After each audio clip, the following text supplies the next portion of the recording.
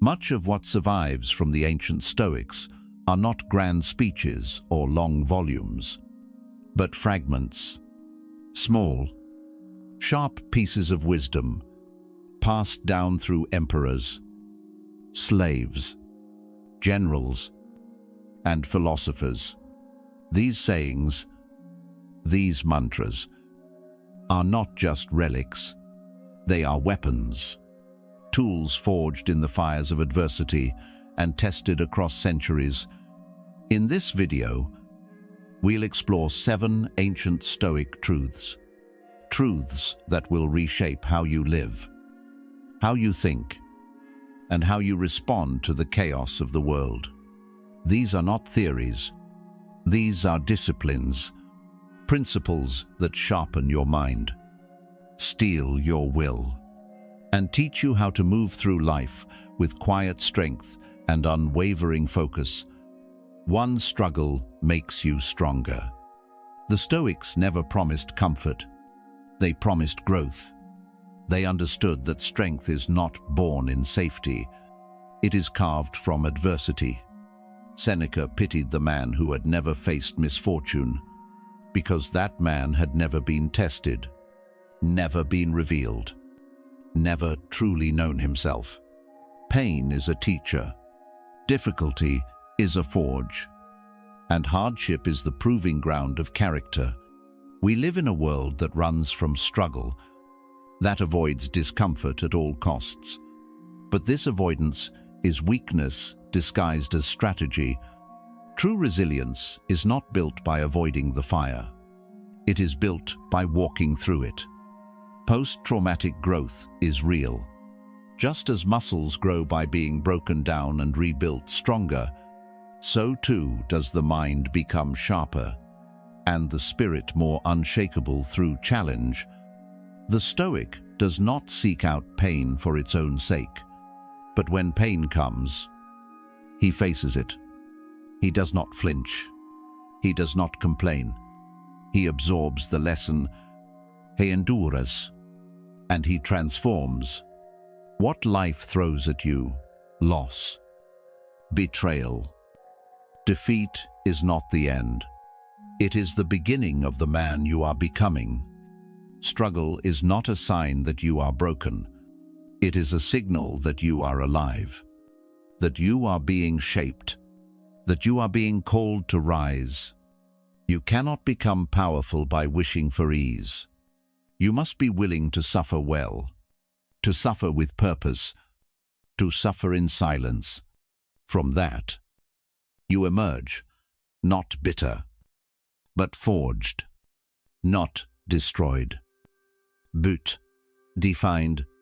So do not run from the battle. Step into it. Let every wound teach you. Let every scar mark your ascent. Through struggle, you will rise, and you will rise unshaken. 2. Make haste slowly. At first glance, this phrase sounds like a paradox, but to the Stoics and to the great men who lived by their principles, it was a tactical command. It means to move forward with determination, but never recklessness, to act with urgency, but always under control.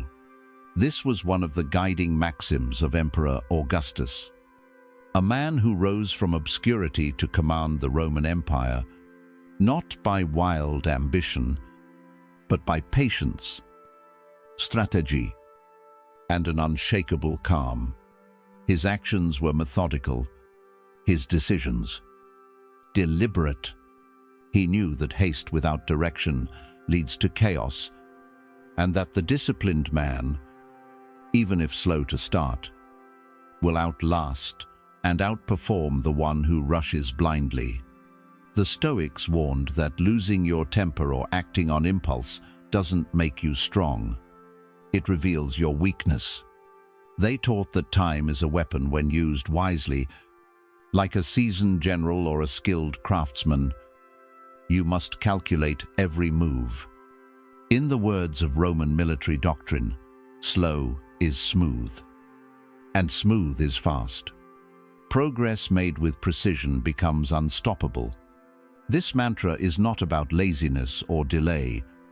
It's about moving with such clarity, suk inner stillness, that no one and nothing can knock you off course. Whether in battle, in business, or in daily life, make haste slowly. Let your actions be swift, but never sloppy. Let your pace be steady, but never soft.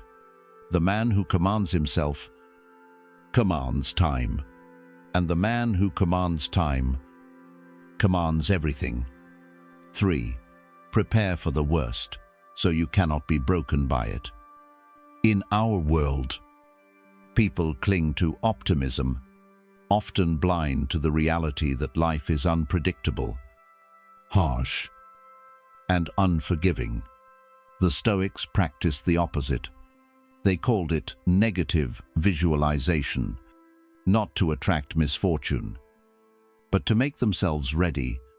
Seneca warned that the unexpected blow strikes deepest. What catches you off guard can undo you, but what you have prepared for loses its power. The wise man imagines hardship, betrayal, loss, even death, not to live in fear, but to train for resilience. Marcus Aurelius said, "You could leave life right now. Let that determine what you do, say, and think." A leader cannot afford to be surprised. A warrior cannot afford to be unprepared. The Stoic thinks through every scenario: storms, failure, pain, because if he is ready for anything, then nothing can defeat him. This is not pessimism. It is strength. It is the quiet power of a man who has already faced the worst in his mind and will not collapse when it comes. If the ship sinks, he swims. If the enemy comes, he stands. If the world turns dark, he lights a fire within. This discipline removes fear, because fear lives in uncertainty. And when you have already faced the possibilities, fear has nowhere left to hide. Visualize loss, and you become grateful. Visualize pain, and you become tougher. Visualize failure, and you move with greater purpose. The Stoic prepares not because he is paranoid, but because he is powerful. He does not wait for disaster. He trains for it. And when it comes, he does not break. He endures. He adapts. He survives. 4. Strong mind, strong body. The Stoics did not separate the intellect from the physical. They believed that true strength begins within, but must be forged through both mental discipline and physical rigor. Marcus Aurelius was not only emperor, but a warrior, trained in wrestling, hunting, and the hardships of military life. Seneca took cold plunges to toughen his body and taught himself to endure hunger and discomfort. Socrates, often imagined as merely a thinker, was known for walking barefoot through winter and serving as a soldier with endurance that shocked his peers. The lesson is clear. A weak body is a danger to a strong mind, and a weak mind cannot command the body. To master yourself, you must push yourself. Discipline in the body trains the mind to endure hardship, and when the mind is steady, the body becomes a weapon of will. Theodore Roosevelt understood this well. As a sickly boy, he told his father, "I will make my body." And he did. He built a life of exertion, courage, and relentless effort. The gym he trained in still stands as proof of that vow. The Stoics knew that the body must be treated with respect, but never pampered, not for vanity, but for virtue. Because only when your body obeys your mind without hesitation can you face the world without fear. You don't need to be a soldier, but you must be a warrior in spirit. Push your limits. Test your endurance. Train not for praise, but for presence. Let your body become silent, proof of your inner command. In this union of mind and muscle, you will find a strength no one can take from you. 5. Character is fate. The Stoics taught that who you are will determine what your life becomes. Not luck, not status, not the chaos around you, but your inner code, your values, your choices, your discipline. Marcus Aurelius ruled the most powerful empire on earth. Yet he knew that power meant nothing without integrity. He fought daily against arrogance, distraction, and temptation, not with noise, but with principle. He feared becoming corrupted more than he feared death. Seneca warned that a man of weak character should never be trusted, no matter how talented or charming he appears. And Musonius Rufus once said that giving wealth to a corrupt man only accelerates his downfall. What they all understood is this: your actions reveal who you truly are, and your outcomes reflect that truth over time. When someone shows you their behavior, believe them. Do not be surprised when people act according to their nature. The Stoic observes, evaluates, and responds, not with emotion, but with clarity. A man led by ego will betray. A man ruled by fear will retreat. A man driven by vice will collapse. But the one who governs himself by virtue, by courage, by wisdom, he will rise. He will endure storms that destroy others. He will win battles others are too scattered to fight. Because fate is not written by chance. It is carved by character, and that carving is slow, deliberate, and often painful. But once it is set, no force on earth can shake it. So focus on what you control. Build the man you want to become. Let your habits be your armor. Let your choices be your sword. In time, your life will reflect your soul. And if your soul is forged in strength, no enemy can undo you. Say, Amor Fati, love your fate. Not just accept it, not just endure it, but embrace it completely. This is the final transformation. The Stoic does not merely survive what happens to him, he uses it. He turns pain into progress. He turns setbacks into strength. He turns tragedy into fuel. Amor Fati is not weakness. It is not resignation. It is the highest form of power, a choice to see everything, even suffering, as part of your path. When something goes wrong, you do not say, "Why me?" You say, "This is mine. This was made for me. I will use this." Whether it is failure, betrayal, loss, or chaos, Amor Fati commands you to meet it head-on, not with bitterness, but with mastery. Marcus Aurelius wrote that the fire turns everything thrown into it into flame and brightness. That is what you must become. The Stoic fire, unshaken, unyielding, alive with purpose, even in pain. This mindset turns the impossible into your mission. It turns every obstacle into a lesson, every enemy into a mirror, every hardship into the next step forward. It is how you win.